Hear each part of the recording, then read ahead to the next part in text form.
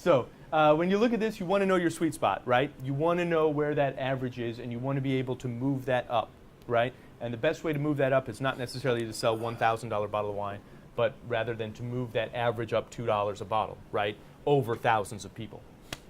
Do you have great choices at every price point, every category? That is almost for us wine folk, that's almost a given.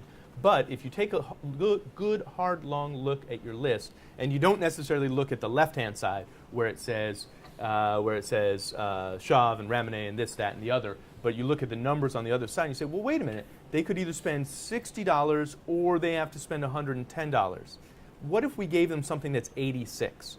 Do you think a lot of those 60 guys would go ahead and take the jump? Mm-hmm. I bet they would. Because those 60 right? guys, they're also the people that are drinking your $15 glass of wine. They say, hey, I could just stick with buy the glass rather than that because there's nothing between that. And then talk about dead inventory a little bit. When we're talking about the idea of turns, right? Dead inventory is the enemy of a turn, right? Because what that's doing is if you need to get a 5 or a 7 turn, that means if there's wine that you're just not selling, that means you need to be at 10 or 14 on all the other wines, right?